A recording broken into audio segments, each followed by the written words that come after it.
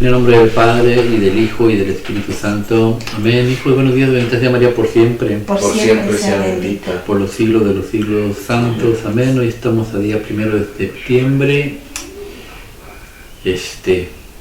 Mes muy importante para la Iglesia Católica y para la Iglesia Judía. La Iglesia Judía celebra en estos meses, septiembre y octubre, todo lo que es todas las fiestas más importantes para ellos, como son el Rosh Hashanah, el Sukkot, el Yom Kippur, y son fiestas para meditar, arrepentirse y el perdón de los pecados. Es muy importante para el pueblo judío. Para nosotros, pues, todo este mes, celebración de la Santísima Virgen y parte de octubre. Perdón, pido. Vamos a ver qué nos enseña Dios en las lecturas el día de hoy. Ven, Espíritu Santo, Divino Creador, verdadera fuente de luz, verdadera fuente de sabiduría, derrama en mi intelecto tu luz y disipa de mí la oscuridad que me cubre, la del pecado y la de mi ignorancia, y concede una mente penetrante para comprender, una memoria repentiva, un método infalible, lucidez para aprender y grande abundancia de gracia para expresar. Dirige, guía y lleva a buen término la obra que Jesús nos ha encomendado. Por Cristo nuestro Señor. Amén, amén, amén. Padre Dios Todopoderoso Eterno, consagramos este programa al Sagrado Corazón de Jesús y del Inmaculado Corazón de María, pidiéndole ella que por su intercesión por cada like, suscrito o programa visto nos consagra la liberación de un alma del purgatorio, mas no sea nuestra voluntad sino la voluntad de nuestro Santísimo Padre. Padre Jesús, purifica nuestra mente, nuestro corazón, nuestros labios, para comprender primeramente en nosotros lo que nos vas a enseñar el día de hoy, y así proclamar bien y rectamente las buenas nuevas del Evangelio. Haz de nuestros corazones tierra fértil para que el Señor que se plante de fruto y fruto en abundancia. Santísima Madre María, consagramos gente día y para siempre en tu Inmaculado Corazón, los ojos oídos de mi corazón, en una sola palabra todo el ser de todas aquellas personas que están viendo este programa. Cuídalos, protégelos y bendícelos como hijos, cosa propiedad tuya. Amén, amén y amén. Te pedimos, Señor, Señora mía, por el descanso eterno de toda la gente fallecida en todos los ataques que ha habido en la Iglesia Católica. Cuídalos, protégelos y bendícelos en nombre de Jesús. Así sea. Que conceda el descanso eterno, que brille para ellos la luz perpetua, que descanse en paz por todos aquellos niños que hayan fallecido. Que así sea. Evangelio del día de hoy. Habla, Señor, que tu siervo escucha. Lectura de la primera carta del apóstol San Pablo a los tesalonicenses, versículo 4, capítulo 4, versículos del 13 al 18. Hermanos, no queremos que ignores la suerte de los difuntos para que no os afligéis como los que no tienen esperanza. Pues si creemos que Jesús murió y resucitó, de igual modo Dios llevará con él, por medio de Jesús, a los que han muerto. Esto es lo que os decimos apoyados en la palabra del Señor. Nosotros, los que quedamos hasta la venida del Señor, no procederemos a los que hayan muerto, pues el mismo Señor, a la voz del arcángel y al son de la trompeta divina, descenderá del cielo, y a los muertos en Cristo resucitarán en primer lugar. Después nosotros, los que vivimos, los que quedamos, seremos llevados con ellos entre nubes al encuentro del Señor por los aires, y así estaremos siempre con el Señor. Consolaos pues mutuamente con estas palabras. Palabra de Dios. Te alabamos, Señor. Salmo de hoy, Salmo 95, del 3 al 13. El Señor llega a regir la tierra.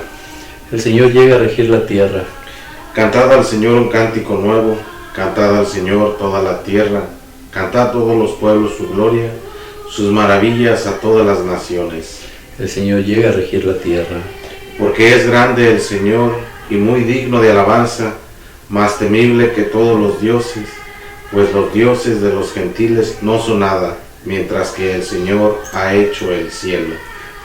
El Señor llega a regir la tierra. Alégrense el cielo, goce la tierra, retumbe el mar y cuanto lo llena, vitoreen los campos y cuando hay en ellos, aclamen los árboles del bosque. El Señor llega a regir la tierra. delante del Señor que ya llega a regir la tierra, regirá el orbe con justicia y los pueblos con fidelidad. El Señor llega a regir la tierra. Evangelio del día. Lectura del Santo Evangelio según San Lucas 4, del 16 al 30. En aquel tiempo Jesús fue a Nazaret, donde se había criado. Entró a la sinagoga, como era su costumbre los sábados, y se puso en pie para hacer la lectura.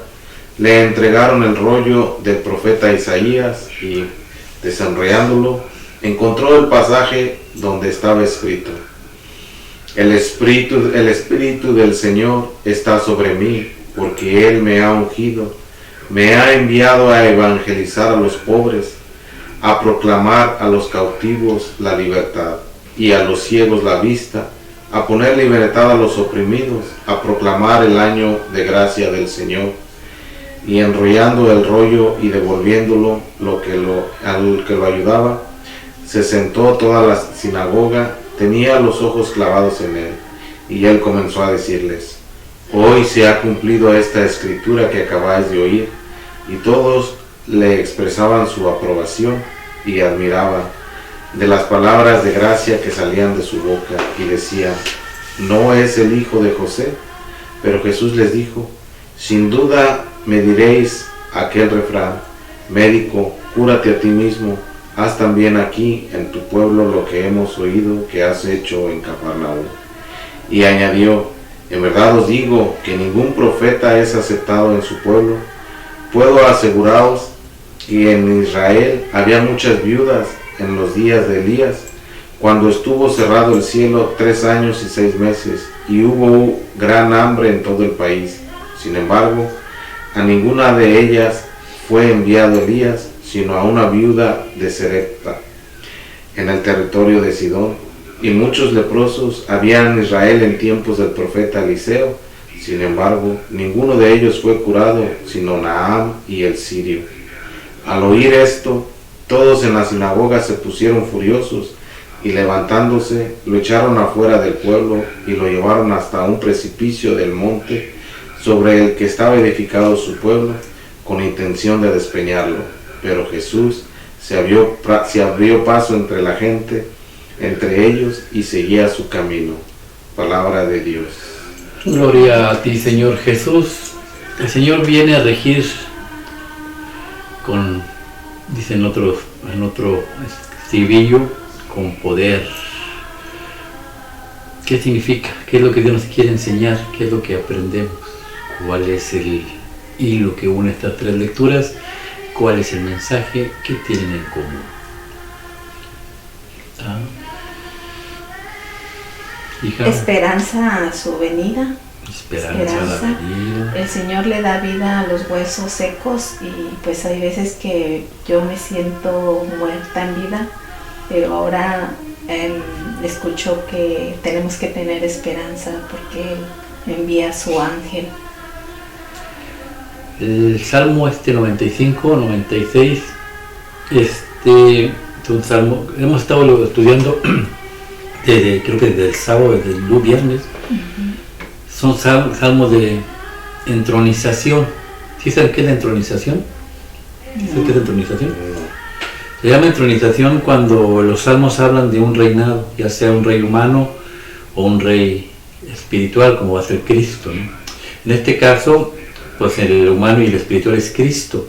En los salmos que hablan de entronización, Salmo 47, el Salmo desde el 93 hasta el 99, y el Salmo 110, son salmos de entronización que hablan del reinado de Dios. El Salmo 110 habla de la entronización de un rey humano. El pueblo judío piensa que es humano, pues sí, Cristo es humano y también es divino. Por eso le dice el Señor a mi Señor: siéntate a mi diestra. Entonces, ¿qué vamos a aprender? Este salmo se canta el Kabbalat Shabbat. ¿Sí sabes qué es Kabbalat Shabbat? ¿Sí sabes qué es Kabbalat Shabbat? Okay. Es una celebración judía. En español es dando la bienvenida al sábado de reposo, ¿no? Eso es lo que significa, y se instituyó por los místicos judíos en el año 1500, 1600, cuando salían al desierto el viernes para recibir el Shabbat. Ellos decían que venía una novia, una reina vestida de novia, ¿no? Y en la actualidad el pueblo judío limpia y purifica la casa como tú no tienes idea. Vidrios, todo completamente limpio. ¿Por qué? Porque va a venir una reina a nuestra casa, ¿no? Y esa reina para nosotros es la Santísima Virgen María aquí presente. ¿Por qué? Porque van a recibir el Shabbat. El Shabbat es el descanso. Y Cristo para nosotros es el descanso. Cuando tú tienes un descanso en Cristo, cuando vives con Cristo y Cristo vive en ti, tú no tienes dolor, tristeza, sufrimiento ni nada. ¿Por qué? Porque estás en el reposo con Cristo. Una vez en Israel, yo andaba como a las 2, 3 de la mañana por la Jerusalén y hablando con uno de los judíos ahí, le digo, qué rico se siente aquí, una paz enorme, una paz tranquila. Yo me quisiera quedar a vivir aquí. Y él me peló los ojos diciendo, paz, tú estás loco, si aquí nunca ha habido paz. ¿Por qué?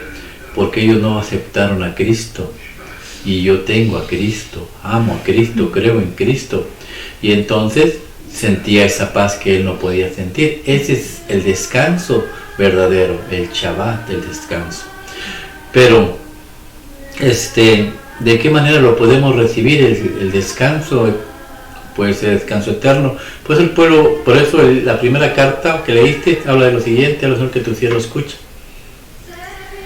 Hermanos, no queremos que ignoréis la suerte de los difuntos, para que no os aflijáis como los que no tienen esperanza. Pues si creemos que Jesús murió y resucitó de igual modo, Dios llevará con él, por medio de Jesús, a los que han muerto. Palabra de Dios. El Salmo habla de dos partes. La primera, la que leyeron ustedes, del reinado de Cristo nuestro Señor. La segunda parte habla de una advertencia. Pobre de aquel que lo rechace, le va a pasar lo mismo que le pasó a los judíos en el desierto. Pero esa no la menciona la iglesia. ¿Por qué? Porque nos estamos enfocando en la parte principal. Cuando Cristo venga y reine por los siglos de los siglos. Amén. Entonces, en lo que leyó él, si tú no te alcanzas a la venida de Cristo, el problema con los tesalonicenses es que estaban diciendo, bueno, pues tú dijiste que Cristo iba a volver, ¿no? Ya se murió mi abuelo, se murió mi papá, se murió mi mamá. ¿Y qué? Nunca llegó el Cristo. Y dice Pablo, tranquilos, los que hayan muerto se encuentran con Cristo allá y resucitan en Él con Cristo, ¿no? Esa es una manera de gozarse en el reposo de Cristo. Si te alcanza la muerte y tienes fe y crees en Cristo y es caminar conforme a la voluntad de Cristo, despertarás dentro de Cristo, en el reino de los cielos. La segunda, pues es conociendo a Cristo. ¿Y cómo lo podemos conocer? ¿Cómo Cristo me puede liberar de manera que yo pueda tener reposo en mi vida? El Evangelio nos lo muestra. Ahora, Señor, que tu cielo escuche.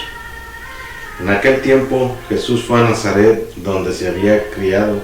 Entró en la sinagoga, como era su costumbre los sábados, y se puso en pie para hacer la lectura.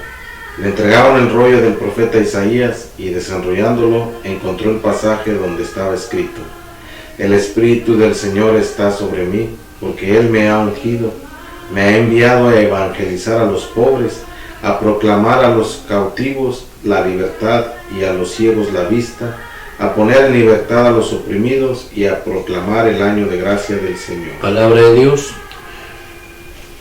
Si leemos la lectura así, simple y sencillamente, no te dice mucho. Tenemos que profundizar en todos los signos, en todas las señales.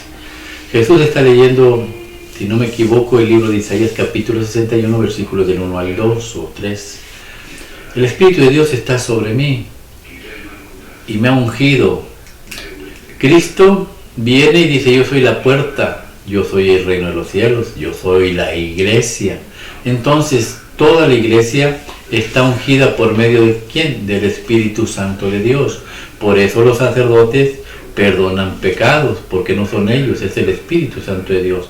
Por eso el pan y el vino es cuerpo y sangre de Cristo. ¿Por qué? Porque está lleno del Espíritu Santo de Dios. Por eso la cruz es nuestro nuevo altar. ¿Por qué? Porque está lleno del Espíritu de Dios. Por eso la Santísima Virgen, que también está en todas las santas iglesias católicas, es el Shabbat, es la reina que en el Kabbalah Shabbat se espera. ¿Por qué? Porque está por dentro, por fuera, ungida con el Espíritu Santo de Dios. Es la presencia viva de Dios. Entonces toda la iglesia es Dios, es Cristo nuestro Señor. ¿Y fue ungida para qué?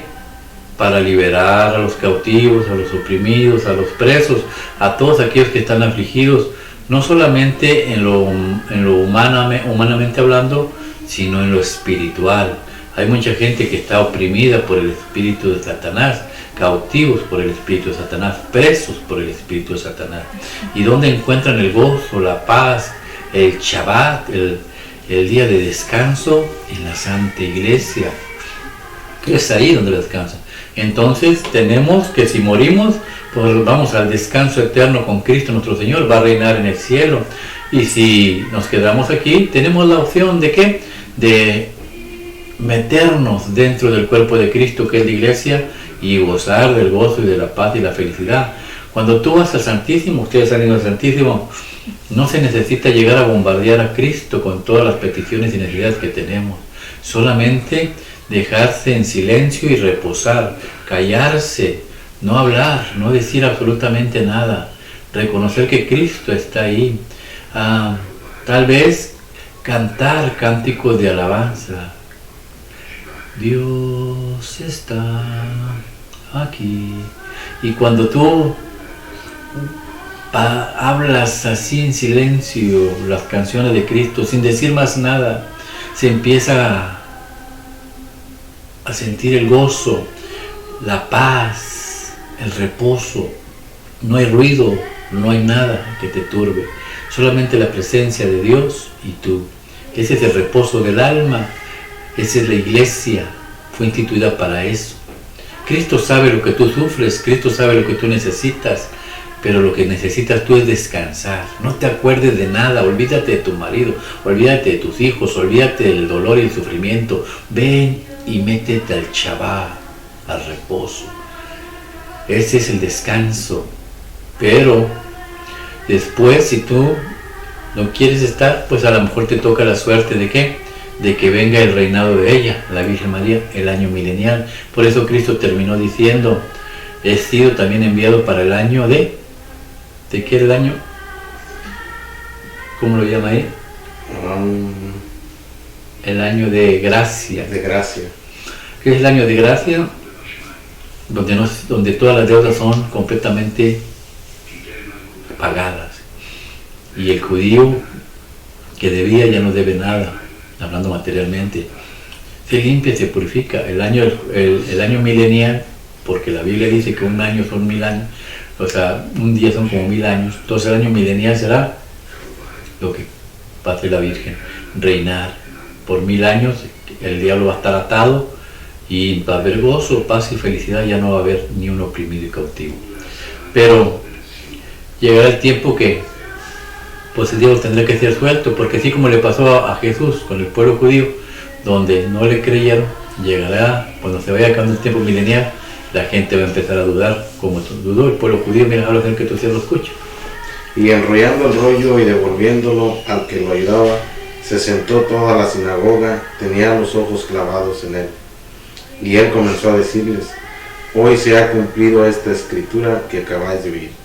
Y todos le expresaban su aprobación y se admiraban de las palabras de gracia que salían de su boca. Y decían: ¿no es el hijo de José? Pero Jesús les dijo: sin duda me diréis aquel refrán médico: cúrate a ti mismo, haz también aquí en tu pueblo lo que hemos oído que has hecho en Cafarnaúm.